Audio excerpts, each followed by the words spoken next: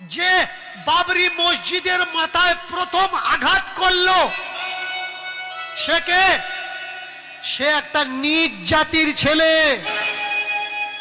দেখে নেবেন ইন্টারনেটে এভিডেন্স খুলে, বাবরি মসজিদের চূড়াতে যে প্রথম আঘাত করেছে ও একটা নীচ জাতির ছেলে। যারা বাবরি মসজিদকে ভাঙতে গিয়েছিল বেশিরভাগ নিচু সম্প্রদায়ের মানুষ। কিন্তু মসজিদ ভেঙে যখন রাম মন্দির তৈরি হচ্ছে, ওই রাম মন্দিরের পূজা কে করবে? কখনো ভেবেছেন? সে কিন্তু নিজ জাতের মানুষ নয়। কোটি কোটি টাকা দিয়ে রাম মন্দির তৈরি হলো, ভালো জিনিস। একটা রাম মন্দির কেন, কার্তিক মন্দির, গণেশ মন্দির তৈরি হোক, কিন্তু আপনার রাজ্যের চটকলগুলো বন্ধ হয়ে গেল, যেখানে গরিব শ্রমিকরা কাজ করছিল।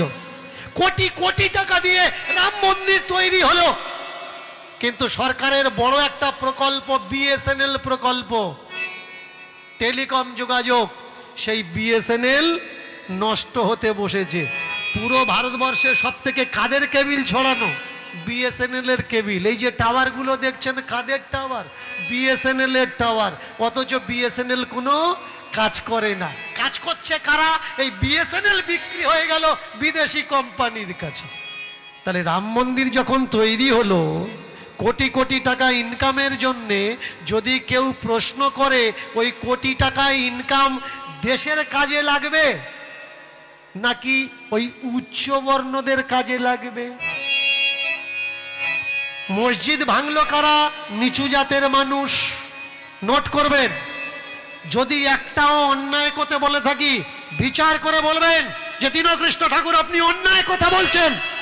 যে বাবরি মসজিদ ভেঙে রাম মন্দির আমরা তৈরি করলাম, রামকে ব্রহ্ম সনাতন রাম, রামকে ভগবান রাম, এই রাম মন্দির তৈরি করতে গিয়ে দীর্ঘদিন ধরে কোর্টে বিচার চললো, দীর্ঘ বছর ধরে, সেই কংগ্রেস সরকার থেকে বিজেপি সরকার পর্যন্ত। বলুন তো এই রামের সব থেকে বড় ভক্তকে? হনুমান। তাহলে ভগবান রামের মন্দির তৈরি করার জন্যে আপনি আমি আমরা সাধারণ মানুষরা কোর্টের চক্কর লাগাচ্ছি, জজ সাহেব অনুমতি দাও আমরা রাম মন্দির তৈরি করব। তাহলে হনুমান একদিন কোর্টে এসে কেন সাক্ষী দিল না যে হ্যাঁ ওটা রাম মন্দির? কারোর যাওয়া লাগতো না। হনুমান তো 4 যুগ অমর ভাই, হনুমান তো মরেনি, 4 যুগ বেঁচে আছে।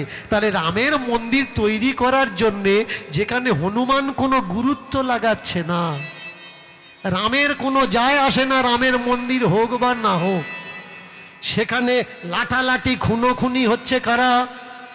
আমার দেশের কিছু নির্বোধ মুসলমান আর নিজ জাতের কিছু হিন্দু দাবি করা মানুষগুলো। হিন্দু হিন্দুদের লড়িয়ে দিয়ে, মুসলমান মুসলমানকে লড়িয়ে দিয়ে, মাসে মাসে তোমাকে 500 টাকা দিয়ে, মাসে মাসে তোমার বইয়ের নামে ব্যাংকে টাকা দিয়ে তোমাকে ভিখারি বানাচ্ছে। ভাই তুমি বুঝতে পারছো না? আমি বলেছিলাম এই মাসের ভিক্ষে আমাদের দরকার নেই, আমাদের শিক্ষা দাও আর কাজ দাও। কাজ নেই কেন ভাই? তোমার ছেলেটা বিএ পাস করে ঘুরছে, সরকার ওকে ভিক্ষা দিচ্ছে কিন্তু কাজ দিচ্ছে। বাস্তব কোনটা? যারা ভগবানের নিয়ে তোমাকে লড়িয়ে দিচ্ছে মাথা ফাটাফাটি করো, এরা ভগবান মানে? এরা ভগবান মানে না। এরা মসজিদে গেলে টুপি পরবে, গির্জায় গেলে টাইকোট পরবে, এরা যদি গুরুদুয়ারা যায় মাথায় ফেট্টি বাঁধবে, যদি মন্দিরে যায় কপালে চন্দন লাগাবে। এরা যেখানে যায় সেই রূপ ধরে নেয়। আমার সমাজের মানুষ কবে বুঝবে ভাই? এই দেশে রাজনীতির দরকার না, শিক্ষার দরকার। এই দেশে স্কুল আর কলেজ দরকার, মন্দিরের দরকার পরে। এই দেশে হসপিটালের দরকার, এই দেশে মন্দিরের দরকার পরে। এই দেশে চাষের জন্য জমি দরকার, চাষের জন্য জল দরকার, ক্ষেতের জন্য ফসল সুরক্ষার দরকার। আগে ভগবান নয় ভাই, আগে ক্ষেত, আগে ভগবান নয়, আগে হসপিটাল, আগে ভগবান নয়, আগে শিক্ষা। এই জায়গায় বললে কিন্তু হবে না যে দীনকৃষ্ণ ঠাকুর আপনি আমাদের ভাবাবেগে আঘাত করছেন। আমি শুধু সত্য কথাটা তুলে ধরছি মাত্র। যার গ্রহণ করার গ্রহণ করবেন, যার গ্রহণ করার না কথাটা এখানে ফেলে দিয়ে বাড়িতে চলে যাবেন। আর যদি মনে করেন বাড়িতে গেছেন, একটা দিন ঘুম বন্ধ করবেন আর চিন্তা করবেন দীনকৃষ্ণ ঠাকুর সত্যি কি অযৌক্তিক কথাগুলো বলল। ধর্ম ধর্ম করে আমরা কোন জায়গায় ভেসে যাচ্ছি। আর একটা মানুষ লাফাচ্ছে আমি হিন্দু ধর্মের মানুষ, আমি হিন্দু ধর্মের মানুষ। না ভাই, আমরা কেউই হিন্দু নয়। এই হিন্দু শব্দটা হচ্ছে ফার্সিদের দেওয়া একটা গালাগালি। ফার্সিরা এদেশে এসে এদেশের মানুষকে হিন্দু বলে দাবি করেছে। অনেকে বলে, ইতিহাসের বই পড়ে নেবেন, সিন্ধু থেকে হিন্দু শব্দের উৎপত্তি। একটু ছোট্ট করে সিন্ধু থেকে হিন্দু শব্দের উৎপত্তি। কারণ এরা যখন সিন্ধুতে এসেছিলেন সিন্ধু উচ্চারণ করতে পারতেন না, শকে হ উচ্চারণ করতেন, তাই সিন্ধুকে এরা হিন্দু বলতো। এর জন্যে সিন্ধু থেকে হিন্দু হয়ে গেল। কারা বলেছে? ফার্সিরা। ফার্সিরা কারা?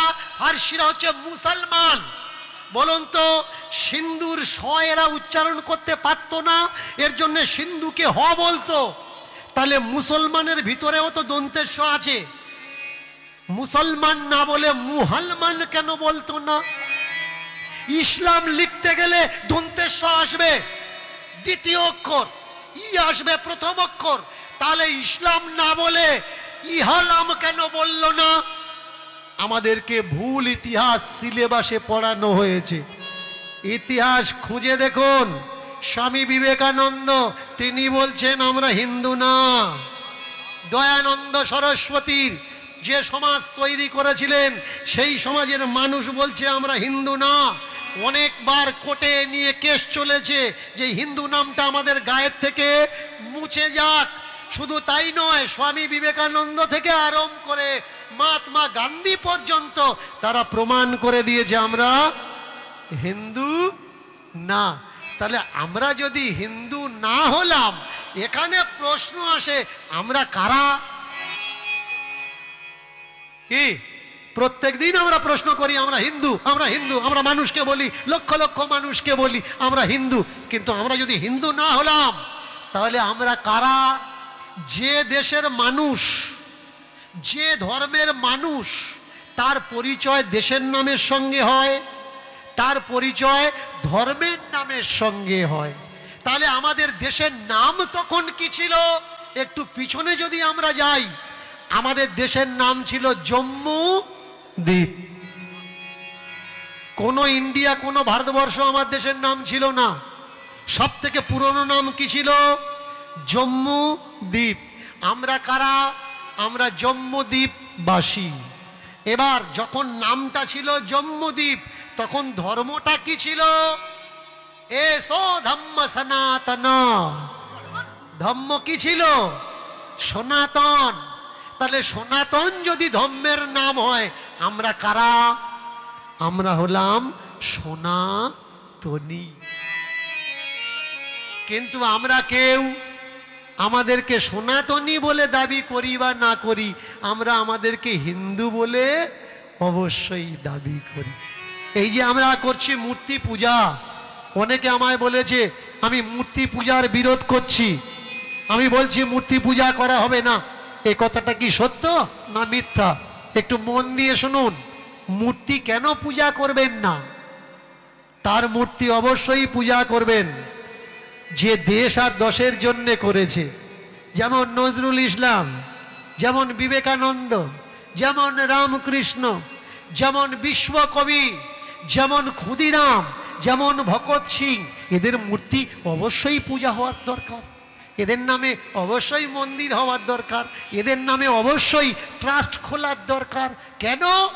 কারণ এরা আমাদের জন্য জীবন দিয়েছে। এবার অন্ধবিশ্বাস আর জ্ঞান বিশ্বাস। অন্ধবিশ্বাস কি? যেখানে আপনার জিজ্ঞাসা থাকবে না, তার নাম হচ্ছে অন্ধ বিশ্বাস। আর জ্ঞান বিশ্বাস কি? যেখানে আপনি প্রশ্ন করতে পারেন। কোনো একটা মূর্তি আপনার সামনে দিয়ে বলা হলো এটা অমুক মা, প্রণাম করো। আপনি জিজ্ঞেস করলেন এই মা আমাদের জন্য কি করেছে? কিচ্ছু করেনি। আর একটা মূর্তি তুলে দিয়ে বলা হলো একে প্রণাম করো, এ আমার দেশের জন্য প্রাণ দিয়েছে। জিজ্ঞেস করছেন কি করেছে? আমার দেশের জন্য প্রাণ দিয়েছে। প্রণাম কাকে করার দরকার? একটা মূর্তি দিয়ে আপনাকে বলছে এখানে প্রণাম করো, এ তোমার রক্ষা করবে না ভাই। এই জায়গাটায় অন্ধবিশ্বাস। মূর্তি কখনো কাউকে রক্ষা করতে পারে না। তাহলে আমরা পূজা করি তার কর্মের জন্যে। মেনে চলুন, আপনার বাবা মারা গেছে, আপনি আপনার বাবার একটা ছবি তুলে রেখেছেন, তার গলায় ফুলমালা দিচ্ছেন, তাকে 3 টাইম আপনি খাচ্ছেন, তাকেও খেতে দিচ্ছেন। এটা কি? আপনার বাবা, তাই আপনি পূজা করছেন, তাকে ভোগ চড়াচ্ছেন। তার মানে কি ওই বাবার ছবি আপনাকে রক্ষা করতে পারবে না? পূজা মানুষ এই জন্যে পায়, তার কর্মের জন্যে পায়। তেমনি আমরা এই কৃষ্ণ গোপালকে পূজা করছি। ভালো করে মন দিয়ে শুনবেন, তিনি আমাদের জন্য কি করেছে? এই জায়গায় প্রশ্ন।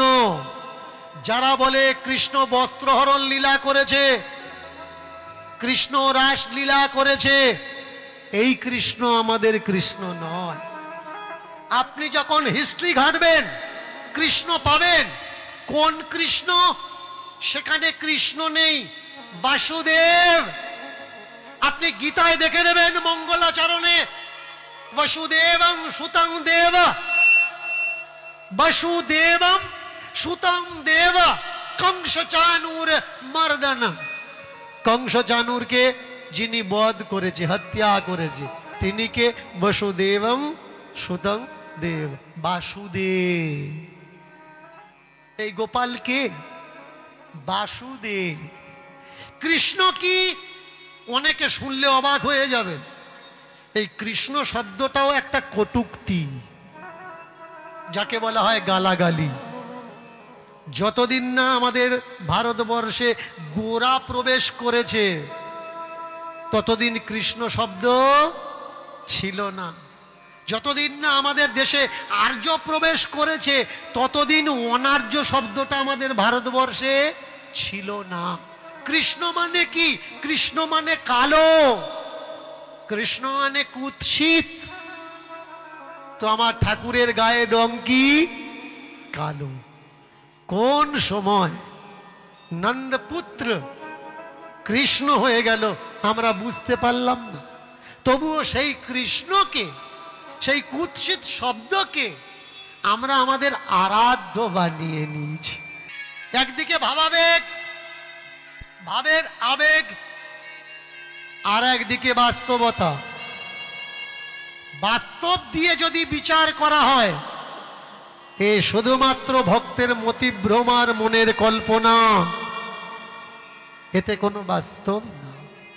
কিন্তু যারা ভক্ত হয় অন্তিম শেষ বয়সে গিয়ে বাস্তবের থেকে কল্পনাকে ভালোবাসে।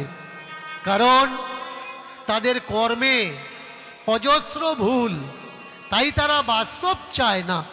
বাস্তবকে করে নির্মূল, অবাস্তব কল্পনা ধরে বাঁচতে চায়।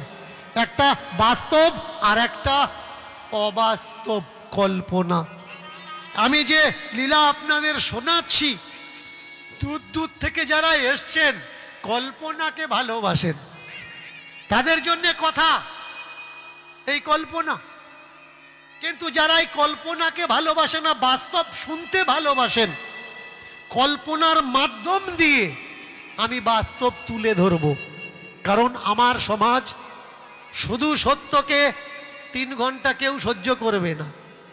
তাই সেই সত্যের সঙ্গে কিঞ্চিত কল্পনা যদি না থাকে, এই কাল্পনিক মানুষগুলো, কল্পনা দিয়ে যাদেরকে দাস বানানো হয়েছে, তাদেরকে বের করা যাবে না। এর জন্য আপনারা অধৈর্য হবেন না যারা সত্য শোনার জন্য বসেছেন। বলুন তো ভগবান থাকে কোথায়? মায়েরা, ভগবান থাকে কোথায়? কিছু মানুষ মনে করে ভগবান থাকে মন্দিরে, ভগবান থাকে ধনীর ঘরে, ভগবান থাকে কোটি কোটি টাকা আছে যার, তার ঘরে। বলুন তো ভগবান যদি মন্দিরে থাকবে, ভগবানের সোনার চূড়া, সোনার বাঁশি, সোনার গজমতি, সোনার কটিদের সোনার নূপুর তৈরি করে দিয়েছে, তাহলে ভগবান যদি মন্দিরে থাকবে আর সোনা দানা গহনাগুলো যদি ভগবানের হবে, বলুন তো ওই মন্দিরের দরজায় তালা লাগাচ্ছে কেন?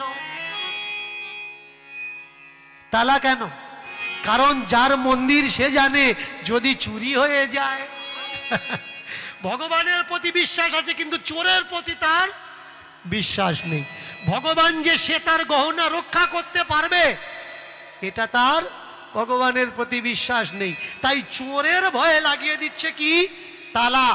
আমাকে এক ভক্ত কল করেছে, কল করে বললে, বাবা আপনি বলুন তো আমি কি করব, বড় দুবিধায় পড়েছি। কেন? বাড়িতে মায়ের মন্দির, সোনার গহনা ছিল, এই সকালবেলা দেখছি তালা ভেঙে কোন চোরে চুরি করে নিয়ে গেছে। আমি বলছি এই কেস টেস করবি?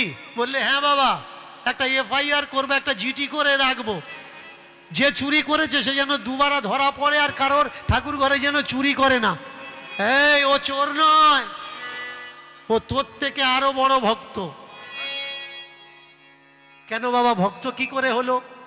ও যদি ভক্ত না হবে, মায়ের গায়ের গহনাও খুলছে, তো মায়ের হাতে খাড়া তো ছিল নাই, বা গলায় দিত, একটু নাড়িয়ে ভয় দিত? মা ভয় দেখায়নি। মা মনে করলে ওরে এ তো ভক্ত মানুষ, তোর থেকেও বড় ভক্ত, তাই দেখলো গহনাগুলো আমার গায়ের থেকে এর অনেক দরকার, যা তুই খুলে নিয়ে যা। এবার তুই বল, তুই কেস করবি, GT করবি কি করবি না? বললে বাবা এ কখনো হয় যে চুরি করেছে সে ভক্ত হয়? ও যদি ভক্ত না হবে, তাহলে যে মন্দিরে চুরি হচ্ছে সেই মন্দিরের ভগবান সাড়া করে না কেন? ও যদি অভক্ত হবে, ভগবান যদি ভক্তদের হবে, আমি তো মনে করি যে মন্দিরে চুরি হচ্ছে ওই চোর সব থেকে বড় ভক্ত। কারণ ও যদি ভক্ত না হতো, ভগবান চিৎকার করে সবাইকে ডাকতো, চলে আয় আমার ঘরে চুরি হচ্ছে। সত্য কোনটা? কল্পনা কখনো সত্য নয়।